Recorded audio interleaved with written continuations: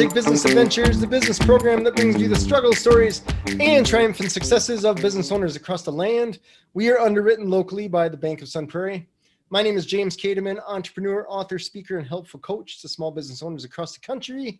And today we are welcoming / preparing to learn from John Vuong, the founder of Local SEO Search. John, how are you doing today? I'm doing great, James. I'm excited to be on your show today, and really excited to share some stories and insights to you and your audience members today. Yeah, I'm excited because SEO, search engine optimization, is we'll call it challenging thing for any business. And with the name of your website alone, I think you probably hit high on the ranks right there.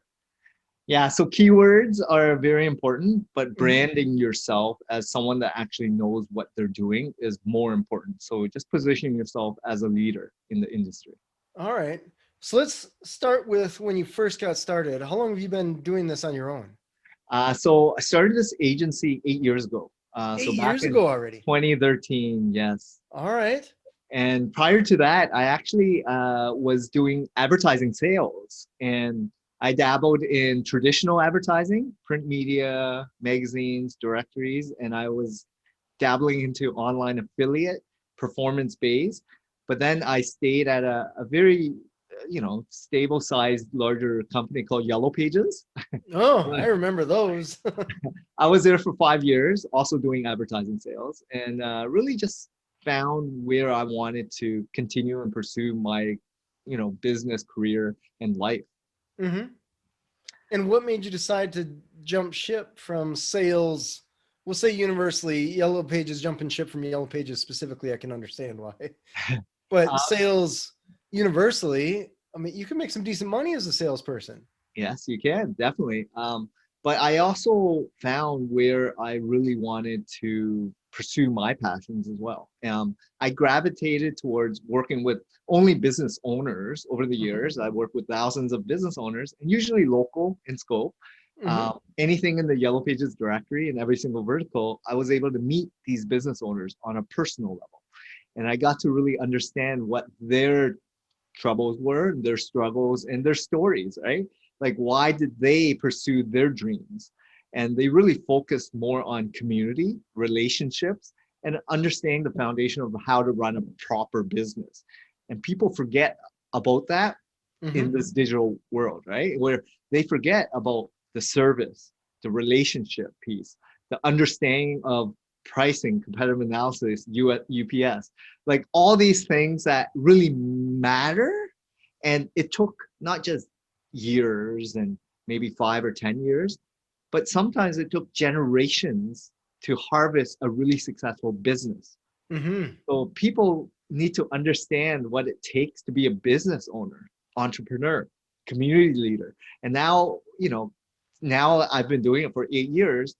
I reflect on what my challenges were when I first started, and it was a lot of struggle, a lot of pain, a lot of time in, and not really focus on my strengths, right?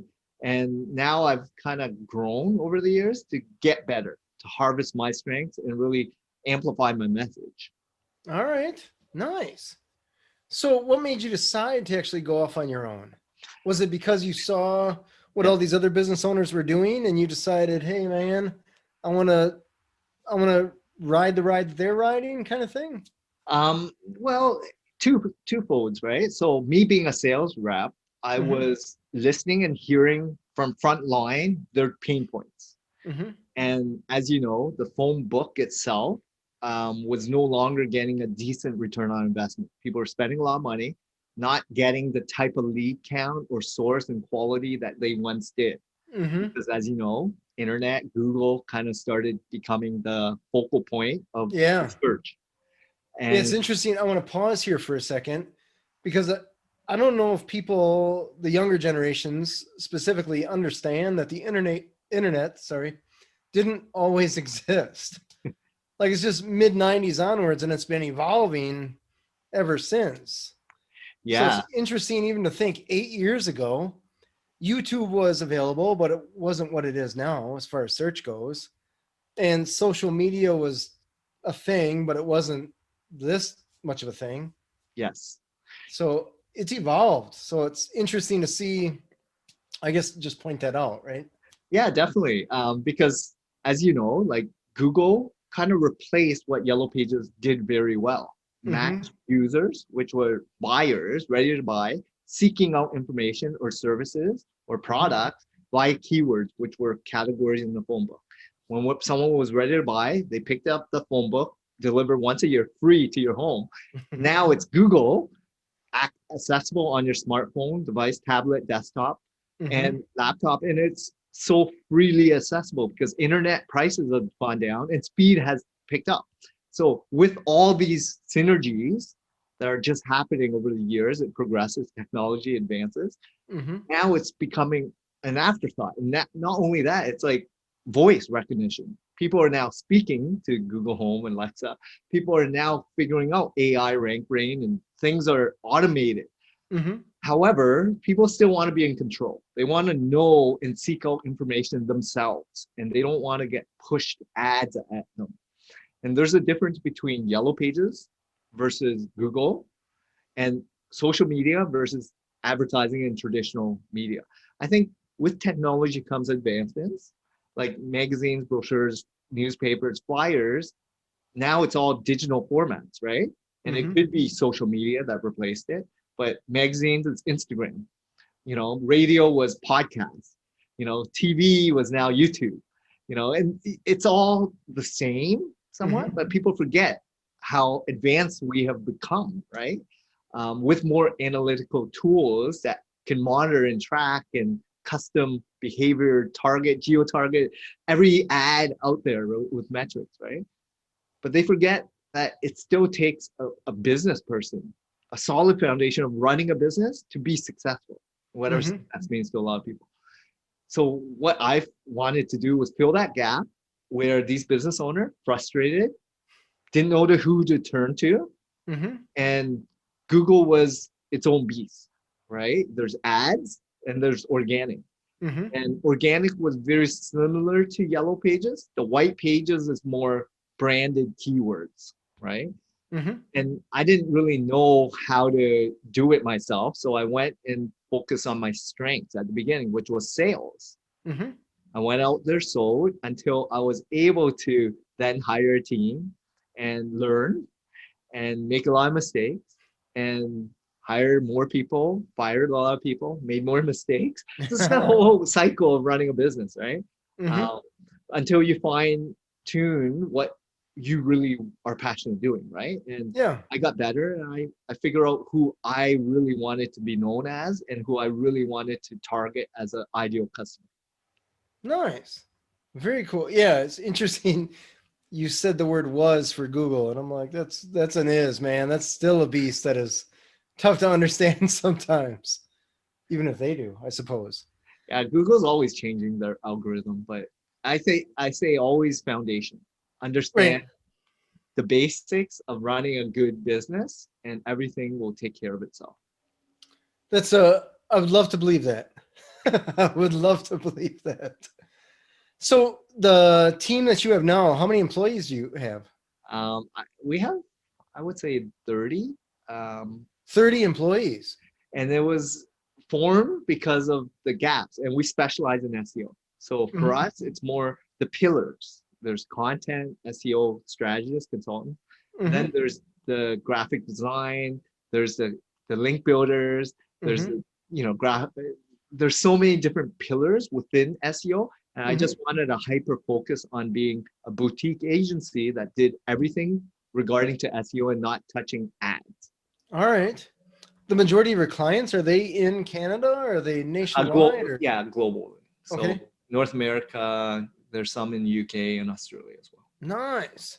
How do people find you? Yeah, so for us, it's just doing good work, word of mouth, and doing this stuff, which is helping branding myself, Mm-hmm. and just educating people, right? The more you're out there giving advice and helping others, Mm-hmm. people will either like you or not, and hopefully Sure. they like you more than not. And just like any form of branding, Mm-hmm. podcasting, YouTubing, book, publishing, blogging, website article writing. There's so many different ways to amplify your message. The whole thing is consistency and doing good work, because social proof is everything. Indeed. That's fair. That's totally fair. So just walk us through how you went from in 2008 starting, you're on your own, you're selling, but you haven't necessarily figured the SEO thing out. Now, 8 years later, you got 30 employees. That's in 8 years. That's what I would consider to be pretty strong growth in the SEO field. Well, again, I'm always learning. I'm always Mhm. trying to figure out what I'm good and not good at. And so I'm always evolving, right? There's always gaps.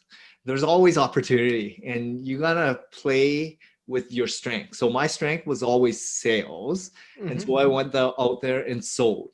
Then I hired people, and I also tried to figure out myself. And I realized really quickly that I'm not gonna be as good as someone that has been doing SEO for Mhm. 5, 10 years if I'm just starting. I could read Mhm. all I want, I could watch all I want, I could blog, ingest as much content and information and knowledge, skill set, but I wouldn't be them, right? So I started hiring, and I made a lot of mistakes at the beginning. I hired for the wrong reasons. Now I Okay. hire for more personality and core values than just skill set. And Gotcha. So initially you were hiring for skill set yes, and personality was more a secondary factor. yes, that's right. All And right. now it's more, as you evolve and grow as a owner, entrepreneur, it's more about understanding who you want to be known as. You Mhm. need people to surround yourself with that are in alignment with your values, right? And if they're consistent and they know what you believe in and they are big advocates, you're Mhm. a lot healthier, less stressed, and you actually enjoy your team more.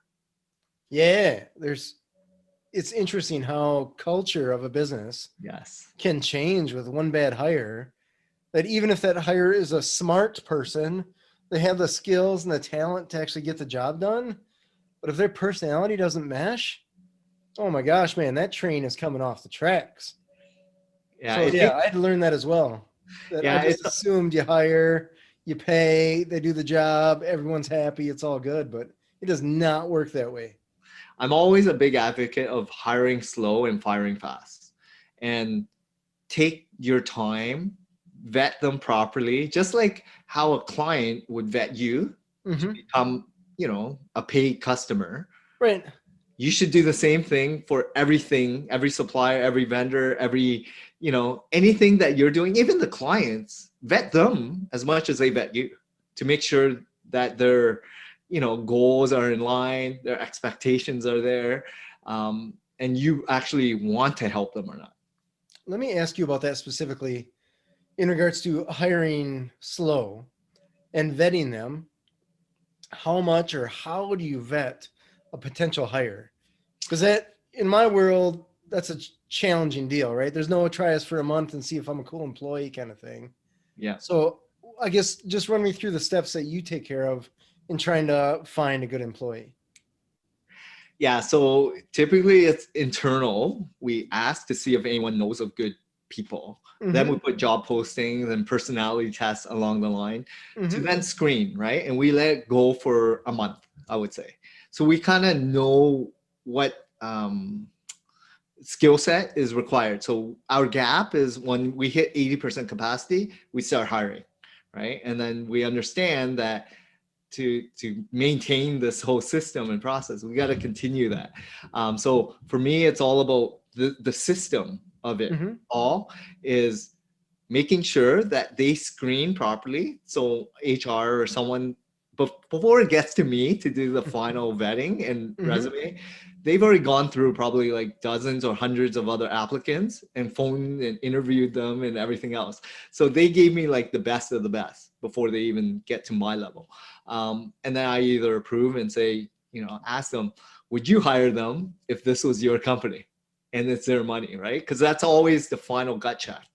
And Right. if it is, then you go with it. Because these employees I have, they've been very loyal to me and they know me, right? So that we've always cultivated like a family culture.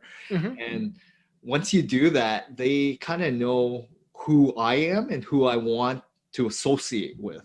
And if they Uh-huh. don't fit that mold, then why would you bring that person along the course of this whole organization? Right. I want to circle back to what you talked about before about the 80% capacity. Yes. How, because that's very, with the call answering service that I own, we keep track of data like that all the time. So in the SEO field, how do you figure out what 80% capacity is? How do you measure that? Yeah. So over the years, it's hard, right? Because it's Mhm. all predictability. It's all about like, for us, we sign 1-year contracts. So it gives With us, employees? no, clients. Oh, clients. Got it. Yeah, Okay. yeah. So for us, we kind of can predict revenue on a Mhm. cycle, annual. And with that in mind, we can predict if we start getting a lot more growth in a year, we can predict revenue for the next year and bandwidth, right? And capacity issues. So it's Mhm. all about the backend and projections. But if you're able to project on a SaaS model or any kind of recurring business model or maintenance model, then you have a real business, right? That scales. Because it's all about predictability. If you can't predict and you're going after new clients all day long, every day, it's stressful.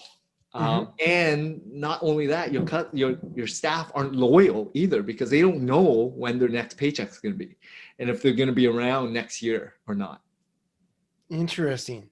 So tell me what you're measuring then in regards to, is it productivity or is it X number of clients per employee, or how are you measuring that? Yeah. So over the years, it's changed Mhm. from bandwidth typically. Okay. Typically we kind of track a lot of measures in terms of productivity because we kind of can project each task, how long it takes and how many tasks are given on a daily basis, how many emergency tasks are not, how many clients, kind of project time. And Mhm. that's how we account for staff, right? It's how much time do they have in bandwidth, how much capacity are they at, and are they close to overburdening themselves, stressing themselves, and just being honest with people because they'll tell you if they feel like we need to hire more people or All they right. can handle it. And that's the biggest gut check. When you build a culture where people are very honest with you, saying, look, we can take on X amount more clients, or I'm feeling very stressed right now. Can we start hiring? Mhm. You've already built that trust with your client, your staff. Interesting.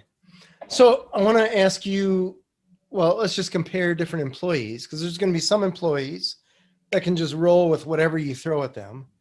And there's going to be other employees that just naturally feel like it's on the verge of too much work for any set of tasks.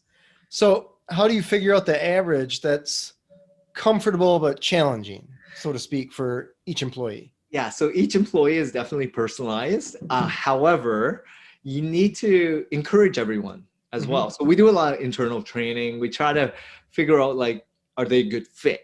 And where do they see themselves in 5 years, 3 years? And try to challenge everyone to get better, level up in every aspect of life, not just in work, right? So for us, it's more trying to get different perspectives, be realistic, and then either question or error it all, or just being honest. Because for us, it's like monthly calls, weekly calls, and everyone's on the call in that department.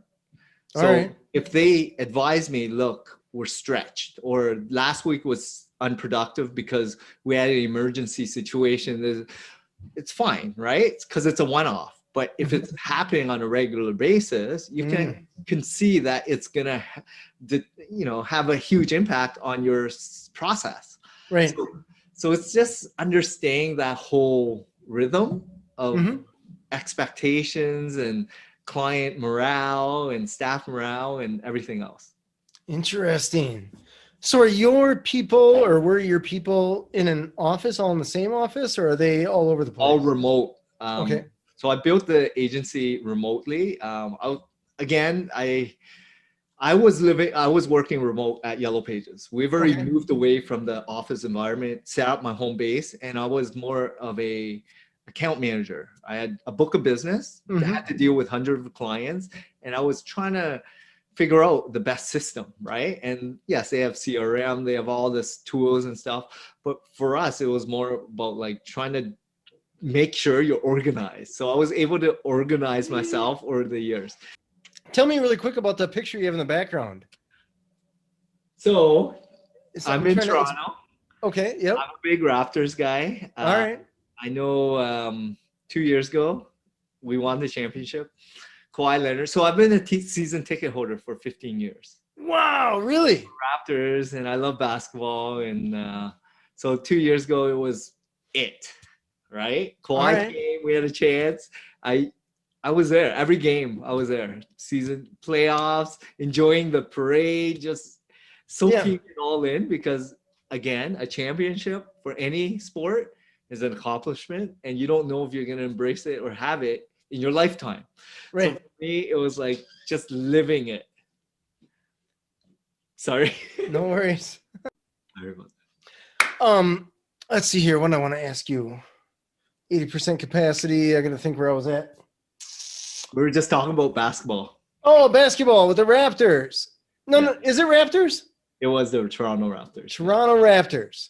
So they won the championship in 2020. Yeah, 2 years ago. Okay, nice. Yeah, the championship was last. That's cool. And so that picture I noticed is black and white except for the one. Philadelphia. It was the 4 rim drop that won Game 7. Oh, It was the shot, and Game 7 Yeah. on the line, 3-pointer over Joel Embiid. So it made us play against Milwaukee afterwards. So we beat you guys in Game 6. Oh, that's you guys beat us. Yes. I won't tell my kid that. Talk to the guy from Toronto that beat us. Yeah, that was close. That was good though. Interesting. So you were talking about remote. All your people are remote. Yes. So tell me about remote hiring. Yes. So hiring remote. I love that grin. Again, it's the system and process, right? And it's the people that matter. So as much as same thing, you screen, they fill out an application, resume, put them through a personality test, vet, call references, the same thing as you would do through a recruiter trying to put a job board out. But you need to ensure that they have everything in order at home. So they have stable internet, good connection, good, computer, laptop, or whatever, technology, microphone, headphone, whatever, video cam, whatever you need for your business, right? When that is all ready, then you test them to ensure that it's up and working, running properly before you do more of a hire, right? And maybe do a probational period. Give them a month, 2 months, whatever probation to test them out. So it's just like any company. Like I worked at, I would say, dozens of companies before I landed Yellow Pages. It was all about like understanding if that employee is going to be a good fit or not. Same thing, right? Like managers have to go through the same vetting process.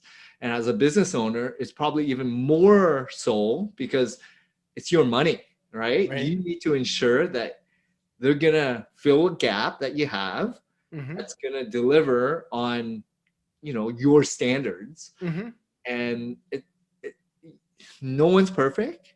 No. As long as they are willing to give it all, right? And they're willing to try.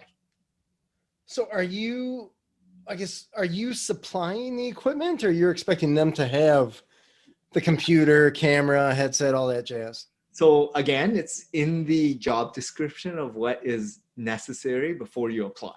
Gotcha. Okay. All right. So they're in writing and you make sure that everything that you need, they either have experience or they have it. Gotcha. Okay. So then they're accountable. All right. So let's just say they got a laptop and their laptop, the hard drive takes a dive. That's on them to take care of.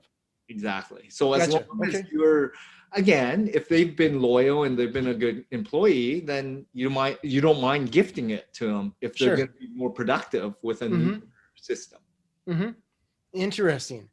How do you guys communicate internally since you're not in an office? Yeah, so we have a lot of software, instant messaging. We call all the time, collaborate through a lot of these kind of meetings, Mm-hmm. we have a lot of tools, right? Mm-hmm.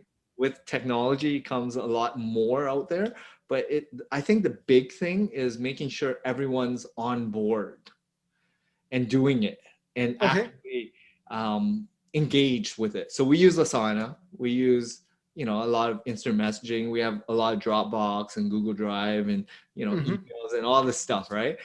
It's just making sure everyone understands how to do it and Mm-hmm. they're on board, which is actively doing it on a regular, consistent basis, and no one's bottlenecking anyone. Yeah. All right. So you have 30 employees. You got a lot going on personally, I imagine, family, business, all that stuff. How do you keep track of any employee is kind of falling off the rails a little bit or slowing down Yep. or even doing a really good job? How do you keep track of what all your employees have going on? So not me. I have managers to do this. Operation manager, SEO manager. Every pillar has a manager to Okay. oversee them. Mm-hmm. They've earned the right to kind of do less of the doing work to Mm-hmm. now manage the people. All right. Yes, it's just like any hierarchy, right? You trust them. They've earned your trust. Right. It You takes have to. yeah, Yeah. it takes time to harvest. Like I didn't hire people right off the bat to be managers. I wanted them to learn what needed to be done to then hire and promote within. Mm-hmm. I think it's a different skill set altogether. Mm-hmm. Someone that earns their way versus hiring from the outside. Sure. Interesting. How do you know that people have the skills when it comes to SEO? That's somewhat of a science and art, I imagine. So when somebody comes to you and says, "Hey, I'm super awesome at SEO," how do you know? It's the same thing, right? Track record, references, and we can audit everything. Give them examples. What would you do in this scenario? Mm-hmm. Case studies, right? Sure. Because we've worked with so many different campaigns. We know based on our team and their experience and what has successes, what was the type of roadmap progression, and Mm-hmm. if people are thinking outside the box, being more creative, having a solid foundation, then and very creative as well, right? It's like Yeah. I would try this. If it didn't work, I would try this, and then it's just a different mindset altogether. And it's okay. You're gonna make mistakes too. Totally. Totally. Yeah. It's just I'm interested in SEO. Just as a business owner, you have to be. I'm also a little jaded because I've paid more than a few people to help with SEO, and more than a few times I would call it less than successful. But I didn't know, right? What I was using as a vetting process was essentially if I type in SEO Madison, for example, and they show up, I figured, well, they must be doing something all right with their own business. So There's a lot again, of competition. the same thing, vetting process. Why would any customer choose you? Did you check out their case studies, testimonials, reputation? Did you vet them? Did you do 3 other competitors? What is the skill set, pricing, staff? What is the accountability? What's the benchmark? What are your KPIs, right? What is the deliverables? And what your expectations are? What does success mean to you on this campaign? All these need to be answered before going with someone, because there's a lot of salespeople out there. A lot of people are just in it for the quick dollar. And there's legitimate business owners or SEOs or any company that really want to help you grow. And you'll find out who they are. It may take you a little bit longer, but it's a gold mine when you partner with the right kind of business or agency or contractor that's in it for the right reasons, which is I guess just to clarify, I don't think that they necessarily intentionally did less than great. I think it's a challenging field. And so in my experience, just about all marketing, there's no, if you spend this, then you will achieve this. You kind of learn after the fact. If you spend this, it might work, it might not. Yeah. So marketing is this black box, right? If it was so predictable, anyone would pay to get guaranteed results. But that's why Google's out there, Facebook, is making millions and billions of dollars daily because people don't know. There's so many unknowns out there. Oh yeah, they're selling a lot of hope. And same with advertising on radio, television, product Mhm. placement, Instagram, influence marketing, email marketing, everything is advertising.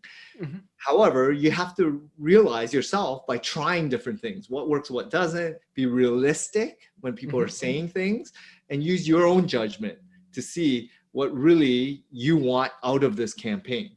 Who do you want to ultimately work with? What are your real expectations, right? Like, Yeah. I would probe myself before I reach out to find clarity on what I want. All right. So let me go down that road, and I'm gonna probe you a little bit because you're SEO guy. So generally speaking, when I talk to clients of mine or other people, even when marketers reach out to me and say, "What do you want?" In the end, we want more sales so that we can end up earning more money, Yep. right? We want systems. We want to get larger so that we can have better systems, and as we get better systems, it's a more lucrative business. That's the end game, right? Yeah. So is that safe to say? Some clients are more particular. Okay. Help me with that because that's I'm It's cool not with just this. sales, it's the right type of client. It's the right type of sale. Okay. Ideal persona, avatar of, All right. So not so broad. it's too broad. I would go Okay. niche down. Who's your 10 best people that you love working with? All Get right. their personality trait of who they are, exactly what they like doing, how they shop, who they hang out with, what communities do they, what do they absorb in terms of content. Mm-hmm. Once you figure out that those 10, profile them, and then put your website and all your marketing efforts to speak to those 10 best clients. And All right. that is called real marketing and creating a persona avatar that's going to generate you ideal customers, inbound leads of quality that's highly convertible, position yourself as a leader to go after the right type of people you only want to work with. All right. All right. So it's not so broad as saying more sales. It's moving a little bit more specific to saying more sales with these types of people that are my ideal client. So again, it all depends on your type of business. If you're a coach or a mentor or someone that is very high ticket item service versus a product, right? Okay. E-commerce Well, product is a different play. do you mind if I just borrow you for, we'll use two case studies that are essentially, that are pretty different. One, calls on call is essentially phone answering for small businesses. Okay. And the other one is easyorderwindows.com, which is a product, Yep. fairly high ticket, but it's a one-time thing, Yep. more B2C. Yep. So I imagine you would go about two different ways because For those are two different customers that you're going after. For sure. Okay, just walk me through. Let's just go down the calls on call road. Yep. And we'll just use that as the guinea pig, so to speak. I know your ideal business has a revenue threshold and their ideal customers, right? Right. Is there a niche that you want to go after? Is there a revenue threshold? Is there an employee count? Is there a region that you want to go after? Ask those questions. Okay. And create a website and any marketing behavioral to understand the questions that they have, the problems that they have, and write good content, creative, whatever, produce good information online to attract and cultivate those type of leads. Gotcha. With that in mind, yes, you can do paid ads, you can do Facebook, you can do Google ads, but with SEO, it's position yourself as a leader, expert. All right. By creating good, well-researched information, amplify with links and community building, start speaking, writing a book and all that stuff, position you as a leader in that topic niche.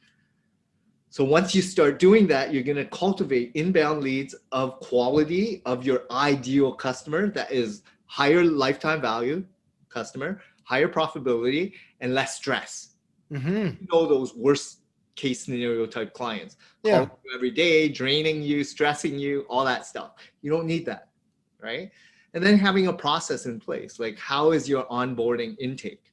Like what's the system process in place, right? And getting better, improving it along the way. So that's the B2B type of business, right? Okay. Then B2C is very similar, but it's a high ticket item. Understand your competitors and where are they advertising, what are they doing, right? Get an analysis, deep dive, figure out how you're going to be unique. What's your competitive edge? Mm-hmm. Creating a good persona.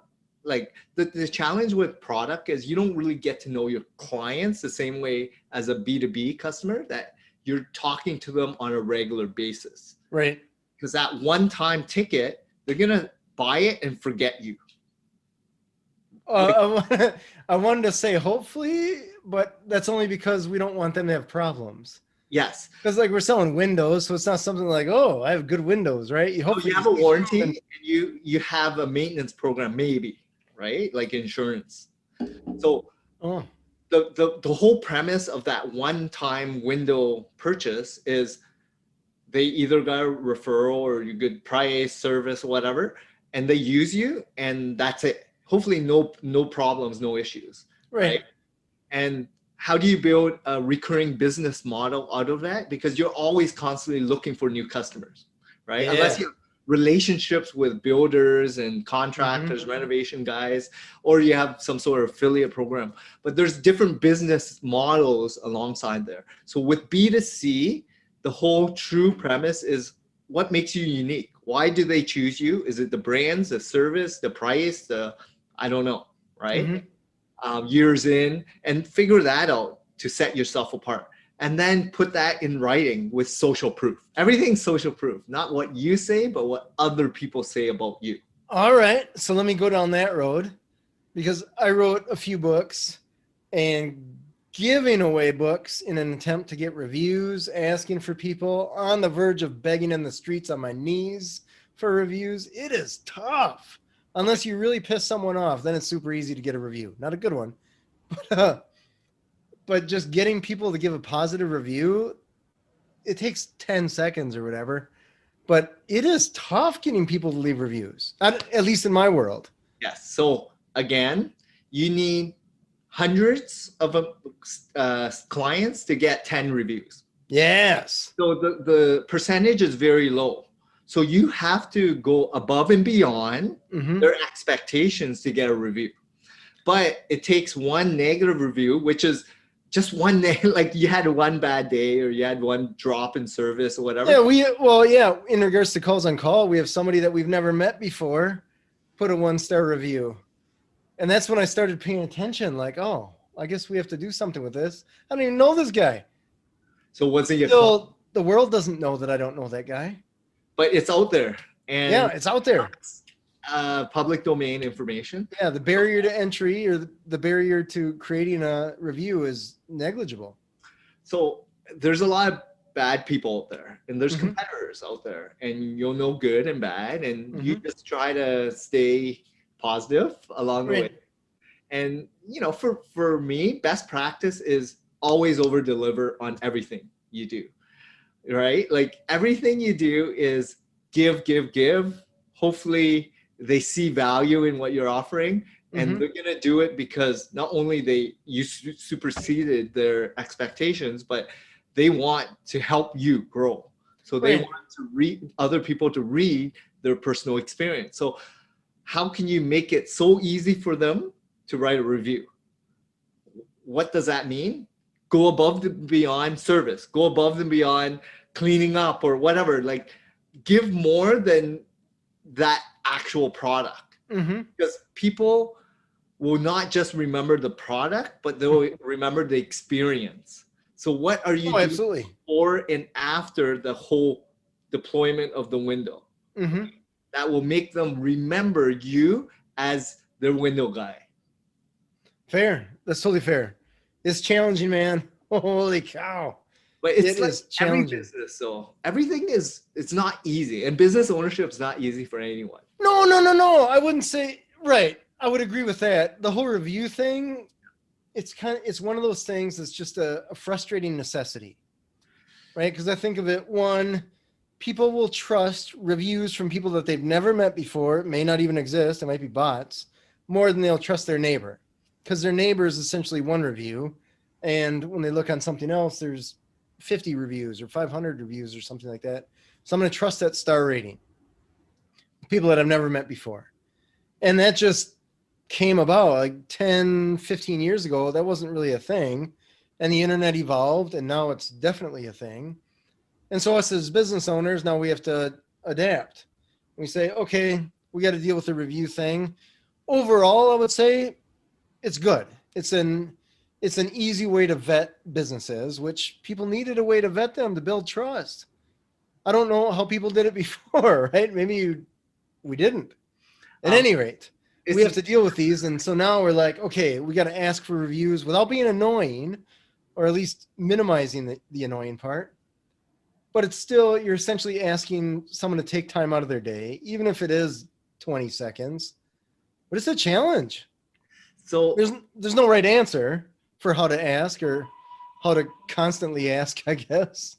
I think it's a process, right? So Okay. when you invoice, when you have customer service calls, when you give them when it's complete and then follow up and whatever, it's always the process of reminding them.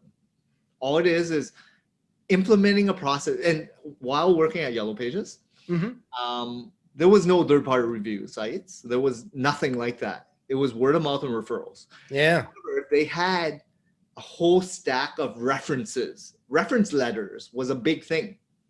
Really? So think about that. If you think about people ask their friends and family, yes, you get a referral and not.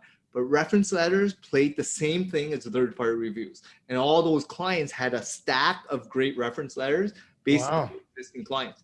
So it did exist. It's just, how is it now portrayed digitally? And people still vet online, especially high-ticket items. They want to see what other people have done, their experience, the pain points, and how you over-delivered, right? Yeah, it's interesting. It's an interesting game that I've learned. I don't want to say that I've learned fully, completely, but I have learned a lot just in publishing the book, having the business, working with our clients at Calls on Call to get them reviews, because in the end, their success is our success. So we want to build up them. And even that's challenging. It's like bad employees. Every employer has had to deal with bad employees at one time in their business career. And every business is going to or has dealt with bad reviews at one time, or even if they're not bad reviews, just struggling to get reviews. It's an interesting conundrum, we'll call it. Yeah, and this is funny because yes, reputations are a lot of things for a lot of businesses. And we, like maybe even 5 years ago, I knew how important Google My Business reviews were. So I actually printed and created postcards with steps to give to every single client with batches of hundreds of them, mailed it out, giving it, right? Because I want to over deliver, right? So it's here, give it out to your clients. Here's the step-by-step. And maybe out of the 100, 1 or 2 reviews came out of it. Was that successful? I don't know. But for me, I showed like I was proactive to help my clients to do something about it. And maybe they will then take it on to the next level or understand the value that I'm trying to portray to them. Because it's all about over delivering, right? On everything. Because you spot opportunities, you know the value based on your behaviors. And so this was 5 years ago, and I kept telling them, like, look, it's not popular now, but if you are above your competitors, you're already winning. Yeah, it's one more thing. It's interesting you say that, because I used to send out postcards I had a printer repair business, and we sent out postcards that were a little trifold thing, and then included a perforated postcard so that the customer could tear it off. It was already stamped, it was already addressed, and it just gave 3 things, 1 through 5. And essentially what we were asking for was any feedback. And it was super quick for the customer to respond to that. We got 3/4 of those. We would get 3/4 back, which was, when I would tell that to people, they're like, 3/4, holy cow. And it's interesting talking to you, because now I'm thinking, we ask for reviews from all of our clients, and we got more back in these postcards than we did an online review. So which is interesting. The challenge is people are so distracted today. Oh, fairly true. So much going on, email, social media, They got this phone buzzing with app updates all day long, news, Twitter feeds, and so you're vying for their attention. And you Yes. need to step outside of what their norm is of checking to be different. And what's different is things that are traditional that people forget about. So that postcard, that mail out, that flyer is different. Yes, it may cost you some money for stamp, Oh, and it's negligible.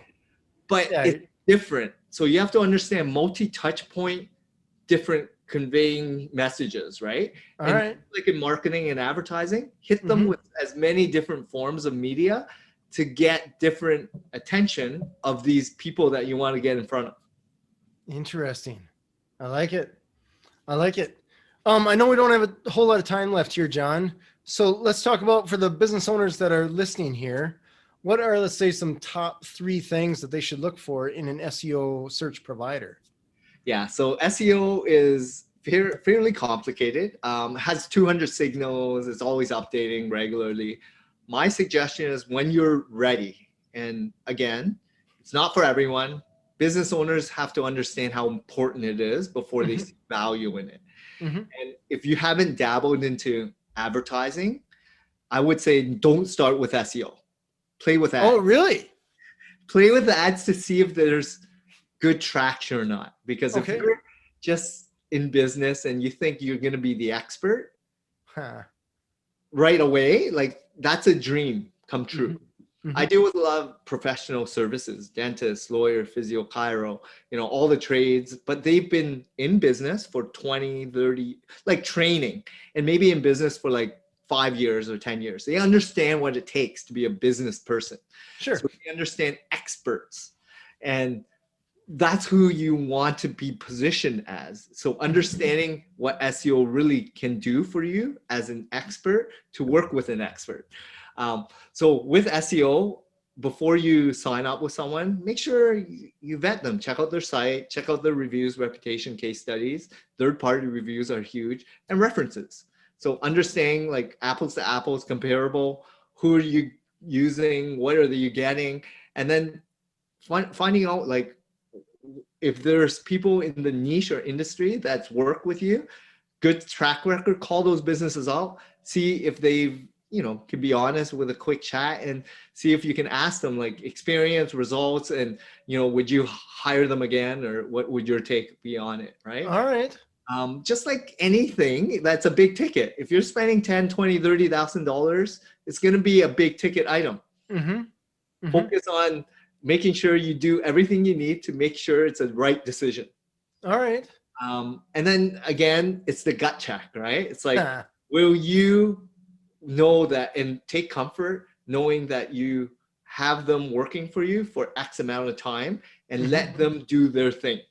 All right. It's like expertise. They trust you for your service. You want to trust them for their service. You understand the gap that you have.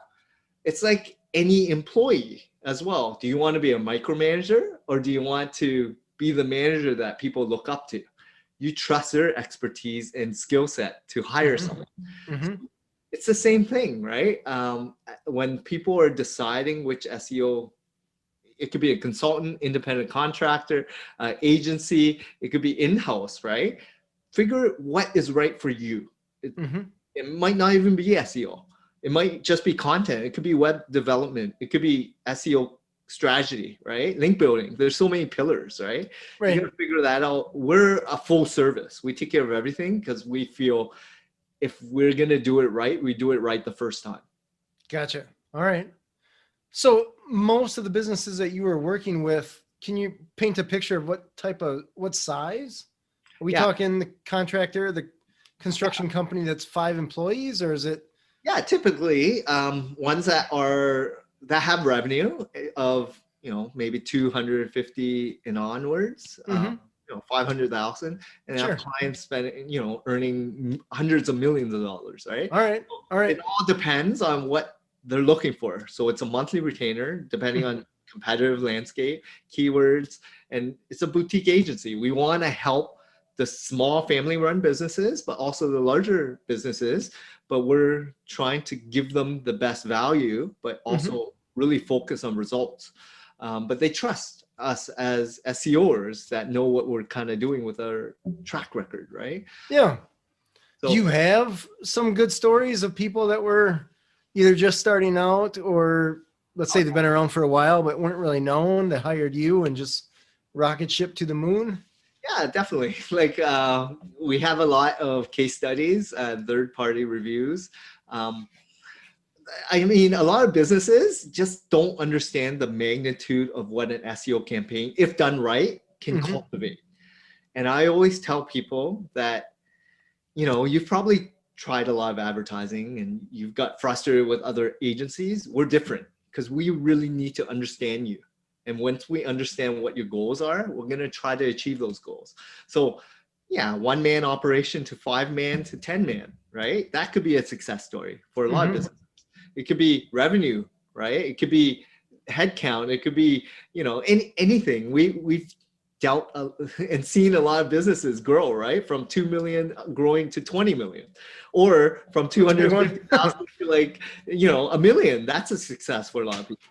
It all depends, right? But again, they have to be realistic too. So they don't mind spending to getting.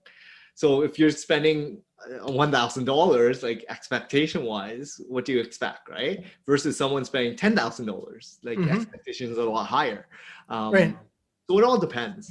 Okay. All right.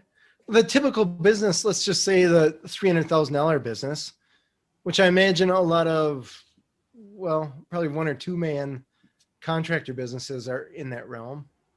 And they're just doing little odd jobs, maybe a kitchen or basement here or there, but it's tiny stuff on top of that. Well, they probably only have $1,000 to spend a month or something like that. Asking them to spend 10 grand a month is going to be half their revenue for the year, which is not practical. So yeah, I imagine the threshold, what's practical and what they can achieve with that. And that's the thing about what we've been trying to do. We understand small businesses, right? Because living at Yellow Pages and working with them, we're here to help all sizes, not just the bigger agencies that only want to have a $10,000 a month retainer. Right?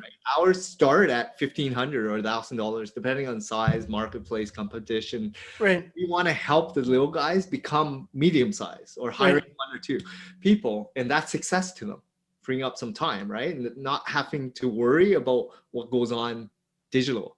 Yeah. So that's why I'm doing this, to help everyone, as opposed to just going after the bigger guys. Sure. John, before we finish, I want to ask you just your advice. You started your business from scratch, essentially. It's been going for 8 years. You've grown it, 30 employees. That's impressive. What have you learned over the course of those 8 years that you didn't necessarily know were going to be challenges when you first started? I learned a lot. I'm still learning. The biggest learning for me was trying to delegate and earlier. I was very much in control at the beginning. As a business owner should, they want to know what's going on, how things are done. The sooner, I controlled it a lot early, and I should have let go more because it was very stressful. And not everyone's going to work like you as a business owner, entrepreneur. And our DNA is different. We're A-type personalities. When you kind of delegate, you hire people for different tasks and roles and responsibilities, you start understanding what their skill sets are and give them more accountability. You give them more deliverables, more responsibilities, and get them to level up as well. So I found that becoming a leader has helped me becoming more, I guess, stress-free, but also helping them become better humans. And that's what I'm enjoying now, this part of my journey of this business. I'm loving the team environment, the vibe, the culture, but always trying to help them get better. My team. You know, it's interesting that you say that because I totally agree. When I first started in business and I got my first employee in, I don't know, 2007, something like that, I treated or perceived that employee to be a tool. They were a means to accomplish an end, and that end was essentially to take care of my customer, or our customer, so to speak. I wasn't crazy cruel like a Cinderella stepsister or something like that, but I did not consider the employees' growth, their improvement. Now, I mean, over the course of time, I've learned and I've evolved to hire better employees that are actually looking for growth in some aspect of their life. And it's actually been incredibly helpful. You can give them more freedom to, like, here's the job, make it happen. So it's helped me as a business owner because then I don't have to look over their shoulder all the time. Gives them trust and it helps them improve. So it's an interesting range or interesting evolution, which it sounds like you've gone through as well. What's even more interesting is when you come across business owners that haven't made that leap. And you can see that they're treating their employees essentially as pets. Yeah, and I think evolving as a parent has changed the way stress levels are important in terms of mindset, treating employees like humans. Now they're family, right? You understand you have a family and you want to harvest the best child. Therefore, you have a better perspective of what it means to be a parent. And so when your staff has children or they are going through some challenging times and maybe you are much more wise than they are because of your experience in their early stages of their career, you can give them a perspective of what it means because you lived it. So that respect alone, I mean, it has to be earned, right? You have to let people in on your journey, be transparent along the way, and then give them advice that you feel would be valuable for them to either take or not, and it's their decision, but giving them abundant choice so that they can evolve the way they want to do it. Nice. I like it. Cool. Well, John, how can people find you? They can check out my website. It's www.localseosearch.ca because we're in Canada. We also own .com, but .ca is still my bread and butter because right. Canada, right? And yeah, like for me, it's check me out on the team page. You can contact me if you have any questions regarding anything SEO or anything business related. We're here to help, support, and give value and provide some good, valuable information so that you can make a better informed decision. I love it. You know, it's interesting. I was teaching a business planning class and the students were asking me, where do we go to learn more about this? Like this one guy was starting a tea shop and he said, how do I learn about a tea shop? And I said, dude, just find a tea shop owner and talk to them because they will be more than happy to give you advice. Any business owner that doesn't want to give you advice is probably not a good business owner. It's true, right? If you want to volunteer and go out there and learn, go learn. What's preventing you, right? Totally. Your biggest barrier is yourself. Totally. Cool. Well, John, thank you so much for being on the show. This has been awesome. Thanks a lot, James, for having me. Awesome. This has been Authentic Business Adventures, the business program that brings you the struggle stories and triumphant successes of business owners across the land. We have just learned a whole bunch from John Vuong, the founder of Local SEO Search. John, tell me again that website. localseosearch.ca. Awesome. This is underwritten by the Bank of Sun Prairie. If you're listening to this on the web, you know what to do. Please give a thumbs up, subscribe, comment, and share. Just like we said, we have to beg for all that stuff, right? Oh, it's good times. My name is James Kademan, entrepreneur, author, speaker, and helpful coach. And Authentic Business Adventures is brought to you by Calls on Call, offering call answering services for businesses across the country on the web at callsoncall.com. As well as Draw In Customers Business Coaching, offering business coaching services for entrepreneurs looking for growth on the web at drawincustomers.com. And of course, the Bold Business Book, a book for the entrepreneur in all of us, available wherever fine books are sold. We'd like to thank you, our wonderful listeners, as well as our guest, John Vuong, owner of Local SEO Search. John, thank you so much for being on the show. Thank you, James. Past episodes can be found morning, noon, and night at the podcast link found at drawincustomers.com. Thank you for listening. We'll see you next week. I want you to stay awesome. And if you do nothing else, enjoy your business.